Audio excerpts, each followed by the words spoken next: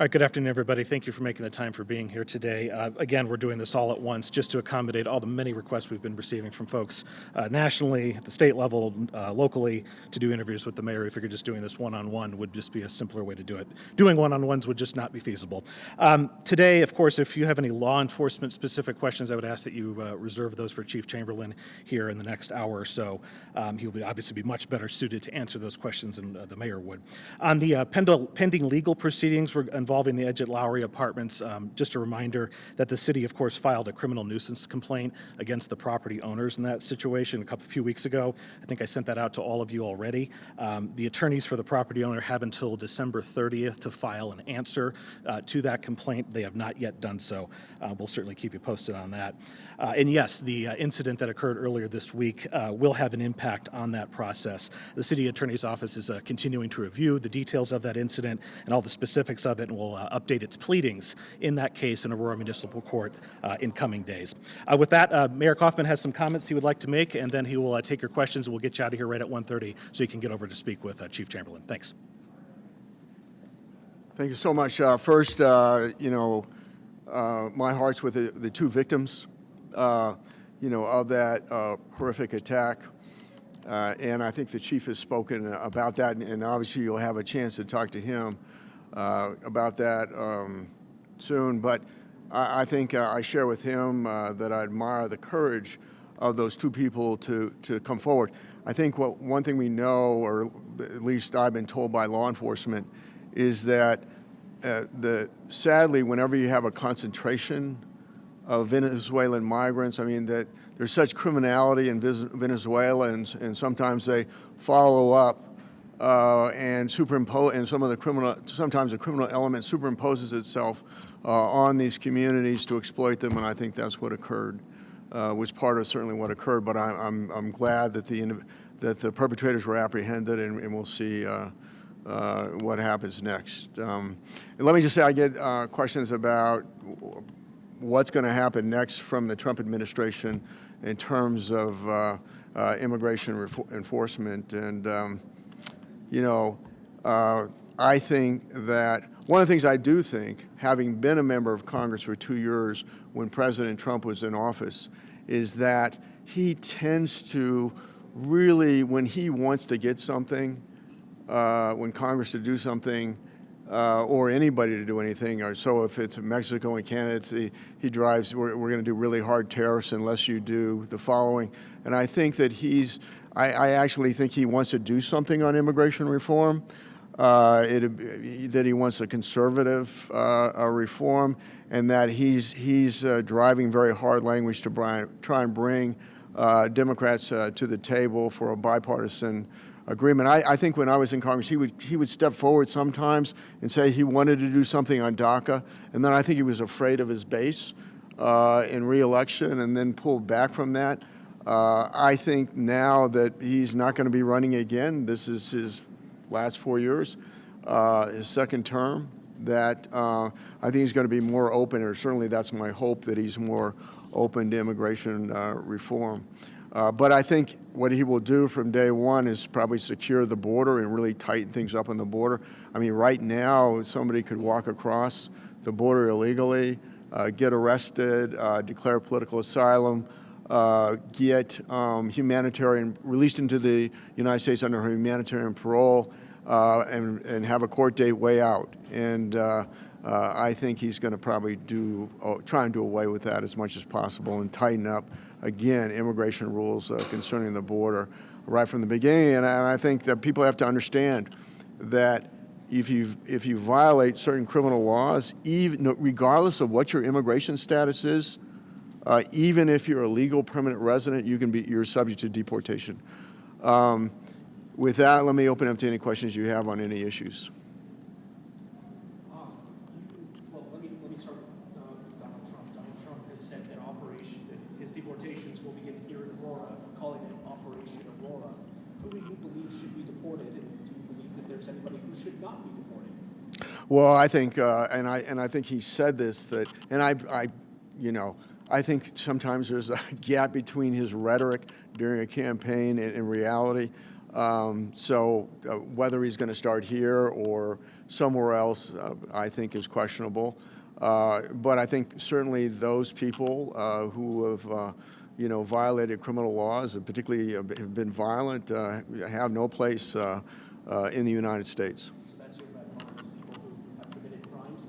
People have committed crimes, particularly violent crimes, and I think that the actually current law reflects that there are certain crimes, if you commit those crimes, regardless of your immigration status, I mean, if you're an immigrant, could be legal permanent residency, under temporary protected status, under DACA, or undocumented, you are subject to deportation. But I think his first act is going to be on the border.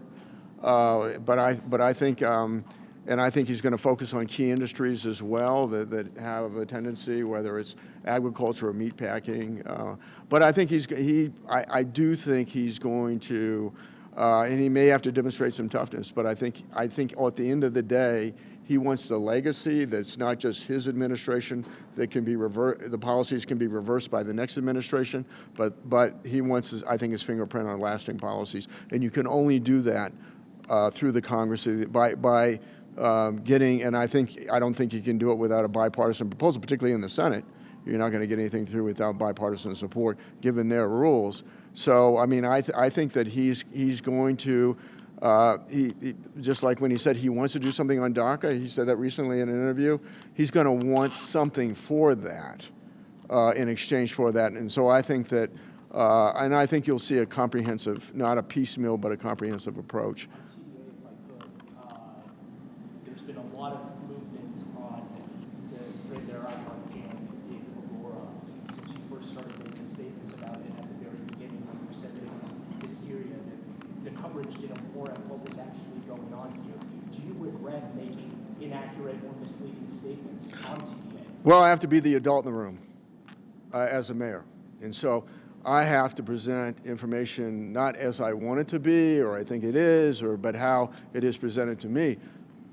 And the way it's been presented, which I took issue on, is that it's Aurora is being overrun. And that's simply not true. And I think that one thing I want to say is what I'm trying to do right now is get down to the bottom of what happened and why it happened.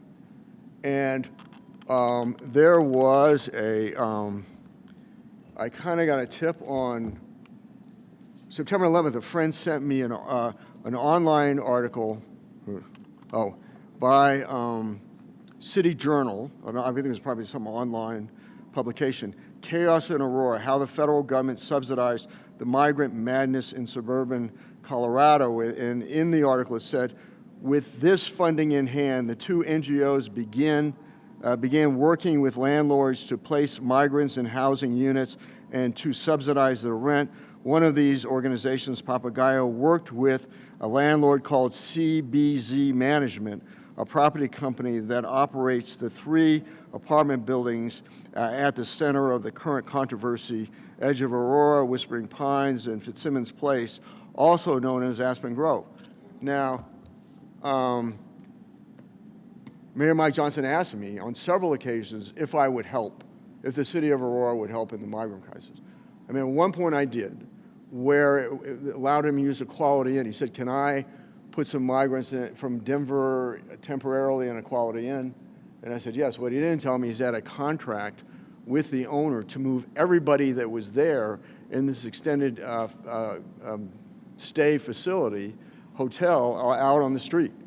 And it was working poor people who can't afford a regular apartment to pay by the week, and took over the entire hotel with migrants. And I just called them and said, hey, look, when their vouchers expire, you have to pick them up. And they did. And that was pretty much, I think he had several requests after that if he could do it. I said no. Now, he had the legal right to do it. It was a contractual issue. He didn't have to. He didn't have to get my permission to do it. That was for political cover. But he devised a way to do it using a nonprofit, to say it was a nonprofit that did it, not me. Well, it was he funded it. Denver funded it. And so we are doing, and I've confronted the mayor about it. He won't tell me how many people he sent over here. He won't tell me what benefits he gave them, what promises he made. And so we're going through open records requests to get that information right now. And it's amazing that one mayor can't get an answer from another mayor, that he has to use a legal mechanism to get the truth. But that's where we are right now. Mayor, moving forward on this, if I could ask a question, please. Moving forward, we saw Aurora Police work in conjunction with ICE in this operation. Can the people of Aurora expect to see more operations like this in your city? You know, I think that that's a good, we will work with immigration services, with ICE, as much as we are legally allowed to under state and federal law. I mean, we have never been a sanctuary city, and we will cooperate as much as legally possible. Now, but in terms of operationally, I think that you've got a press conference coming up with the chief, and I think that's a good job for the chief. And let me just say, I think he's doing an extraordinary job. And I think he's really, quite frankly, turned this department around in the short time that he's been here, from a department that wasn't proactive to a department that is. And it's his leadership, where before it was everything, why we can't do this and we can't do that because we're understaffed, because of this, because of that. He's moving forward. And I really appreciate that. To that point, Mr. Mayor, when this video first surfaced of the armed people carrying weapons in that complex, there wasn't too much of a response, and this time there was a huge response. Is this the fix now? When you see something like this happening, can you tell the people of Aurora, this is what we're going to do, this is what the city is going to do to try to handle this and stop it from happening in the future? Well, I think that certainly the pressure was always there. Can I get you closer to the microphone? Oh, yeah, I think the pressure was always there, even under previous leadership. But I think that he's not able to take care of this issue, but he's able to tackle other issues as well that were neglected, I think, under prior administrations. Yeah, go ahead. What was the role that ICE and ERO played on the recent event? Because according to the city, ICE was there because the police department asked them to assist on identifying. Yeah, again, if you could, yeah. That ICE said that they was leading an Right. enforcement operation. What was the role? I think that's why I think I want you to, if you could just, the law enforcement questions in terms of what the chief did and didn't do, if you could just do those in the next conference with him and do the other questions with me right now, I'd be more efficient. Yeah. Mayor Coffman, I'm in contact with the two victims who were kidnapped. They're asking for mental health services. They need food, they need clothes, they need a place to live. Is the city going to help them? Well, I think we should absolutely. I'll take a look at that. I don't know what, again, that's part of victim services. Again, that's under the Aurora Police Department. And so we'll have to, I'll certainly deal with the chief and see what he plans to do. But they fall under victim services just like anybody else would. And I want to thank you for the interview that you all did, because I think it's very important that when information comes out, well, that information is vetted before it comes out publicly. And there was information that wasn't vetted about all the fingernails being pulled out of the female victim, and that simply wasn't true. It was one, acrylic nail. And I'm not in any way downplaying this terrible incident, but I'm saying that we need to be honest with the American people as to what occurred. And then they also believe that these individuals who kidnapped them lived in the building, have lived in the building for a while, and have done this to others before. So how is it that something like that could happen when this building has been under the microscope for so long? You've been on the property, Yeah. and police have been on the property. So how is it that this was able to happen? Well, I think what we're trying to do is to get the property right now. I think it's UBS has a note on the property, and to get them to take over the property under receivership. Right now, it's just kind of a free fall over there. We also are proceeding legally to close the property. I think it has to be closed at two levels. One, because of the criminality, but two, also because I think that having been in the property management business, you're never going to be able to, the conditions are so bad in the property, you've really got to kind of start over in terms of rehabilitating the property. Yeah. Circling back to the Trump administration, they say they're targeting criminals. How does the city of Aurora define that? Is it someone convicted of a state crime, charged with a state crime, or someone present illegally? You know, that is currently defined in federal law, and I can't remember, but it is defined in federal law as to what. We don't decide that, nor does the state decide that. It's in federal law as to what crimes warrant deportation, irrespective, before an immigrant, irrespective of their status, again, whether a legal permanent resident or their other status. Two questions for you. First of all, do you think that shuttering these apartment complexes is the solution, or are you worried that's going to move the problems elsewhere? No, I really think that, again, here's what I think. And this is a good APD question. But I do think that criminality is so significant in Venezuela. I mean, it's essentially a failed state. The role of the police is just to defend the government against the people. And criminality is just rampant. And so it is unfortunate that you get that criminal element that follows the Venezuelan people that are fundamentally good, but that it superimposes themselves there, and there you have a concentration of Venezuelans. I'm trying to go back in to say, interesting, I was with Mike Johnson at one point in time. We were going to do a joint interview saying that how the situation, I mean, we didn't want it to impact the whole state, or I didn't want to impact the whole city, and so we were doing something to kind of tamp down the rhetoric on this. And I was walking in, I said, you know, it's interesting that you don't have this problem because you know where these people are and you manage the situation, yet we have the problem. And we have the problem because he put them here without telling us. And so we're trying to find out how many people, again, what resources they were given, what promises they were made. Was there a vetting process as to who was pushed into Aurora and who was kept in Denver?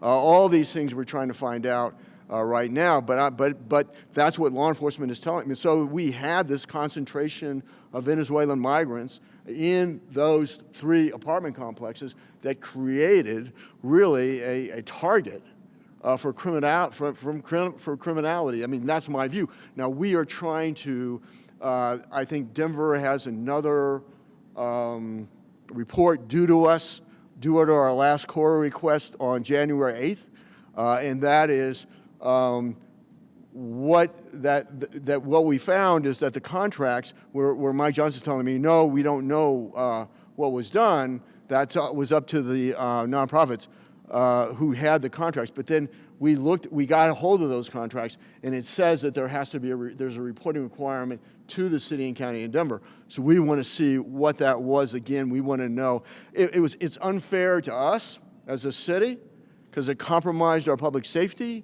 And it's unfair to the people that were moved here because we're not a city and a county. Not only did they not work with us as a city, but they didn't inform our county partners who have human services capability. And so desperate people do desperate things. And so part of the problem that we have is not just the gang activity, but it's people trying to survive. People trying to survive. And so, you know, that's the concern here. So it's unfair to them. It's a form of human dumping, and unfair to our city, what the mayor did. And then one more for you. What help, if any, is the city getting from the state? And what help do you guys need? Well, we are not getting help. Now, we made a decision early on that, and let me tell you, I went to Mayor Mike Johnson early on when he asked me, and I said, I tell you what I'll do, because he said he was overwhelmed. And I said, I will go down with you to meet with Governor Abbott. I will go with you to meet with the president and talk to him about this, because what Governor Abbott was doing is targeting Denver. Targeting, I think, about 4 cities in the country that had Democrat mayors. Targeting them. And so, obviously, Mayor Mike Johnson declined my request. I think what he told me was that what he wanted more. We go to the president. We need more immigration judges. We need the federal government to take control of dispersing the people from the border across the country so it wouldn't be impacting Denver so much. And so he didn't take me up on it, but At the point in time that he stopped talking to me about it, I think was a point in time that he just decided he was going to do it without telling me. Again, he had the legal right to do it, but I thought it was gutless politically not to let us know. And I think it not only hurt us, it hurt the very people that were moved over here. Final question, please. I have one quick question, Mayor. So the reality is a lot of constituents feel like elected officials have come out and made statements and comments about what's going on here in Aurora. Then they see what happened earlier this week, and they don't feel like they were necessarily told the truth. How can we show the public that the statements you all are putting out about what's going on here in Aurora are accurate? Well, I think the concern is that the narrative that's floating around nationally, that it's not these three apartment complexes, it's the city of Aurora. You know, and that's the concern that I have, that people don't realize we are a city of 400,000 people. We are, I think it's the 55th largest city in the United States of America. And this is not our entire city. Interesting, I got a email from Anita Cody from Telluride, Colorado. And here's what she says. Good afternoon, Aurora Mayor and councilpersons. I live in Telluride, Colorado, located in the southwest corner of our great state. It is disturbing to hear the news of the Venezuelan gangs taking over your fine city. Unfortunately, this also affects Telluride, as the nation thinks that all towns are close to Aurora. We rely on tourism, and who wants to come to Colorado with this gang mess that has happened in your sanctuary city? Please work on getting this resolved and work with the governor. You can do better. Do it for Colorado. Anita Cody. I mean, this having a narrative that's false, and the president-elect came to Aurora and put out that false narrative as well. I mean, and you know that I put out a statement challenging that narrative, because it's not just not true, it has economic consequences to the city. He gave that statement.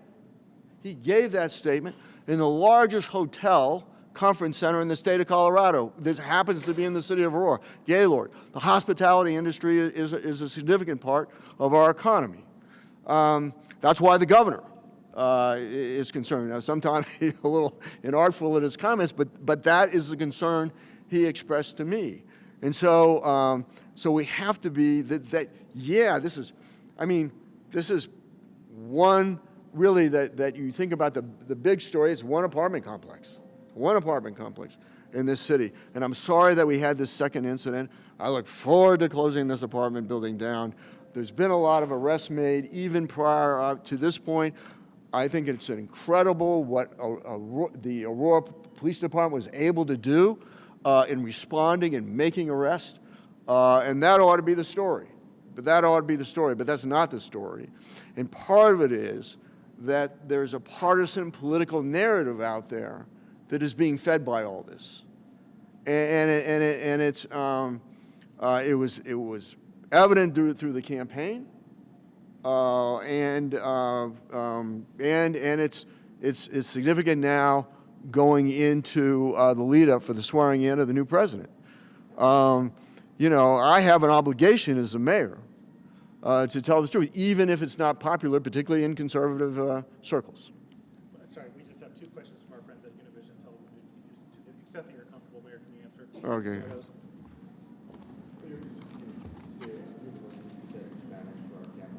Okay. Sin duda, estoy muy triste por las víctimas de que los presentes pandilleros los hayan sido detenidos. No, pero ahora, hoy día, estoy muy contento sobre la situación actual con los pandilleros venezolanos y, por supuesto, estoy muy enojado sobre el tratamiento de las víctimas de esta situación. Mayor, I have just one follow-up. What's the mandate to the police Sorry. What's the mandate to the police chief that you're giving now? What must he do to keep this from happening again? Well, I think he's, there will never be a situation, a utopian situation where crime does not occur. I think he said that before. But I think that I can't think of anybody who's more on top of the situation, that could even be more on top of the situation than this extraordinary chief of police and the job that he's done, that you're going to be getting his briefing very soon. Let me, I think Univision had, okay. ¿Tiene conocimiento o se ha entablado alguna comunicación su gobierno local con el gobierno que entrará en enero del presidente Trump Yeah. en cuanto a cuáles son los planes, las reglas que asumirán para combatir y cambiar la situación que vive en este momento Aurora? Sí, ok. Well, yo no sé. Pero estoy optimista de el presidente Trump, el presidente electo Trump, quiere aprobar una reforma migratoria comprensiva bipartidista. Y yo sé que su estilo es para decir palabras muy duras, muy fuertes, antes de negociar con el Congreso, con los partidos, los demócratas y los republicanos. Esa palabra dura que menciona alcalde tiene que ver con la ejecución directa de las redadas masivas que ha ofrecido para Aurora o para contrarrestar la inmigración. Para mí, yo no creo que el presidente va a seguir sus ideas sobre empezando su política de inmigración en nuestra ciudad, la ciudad de Aurora. Thanks, folks. Okay. I was just going to ask, Mayor, is Aurora going to officially sign on to the ICE 287 memorandum or programs, even if it violates state law? I think that's a good discussion to have with the chief. Thank you. Thanks, everybody.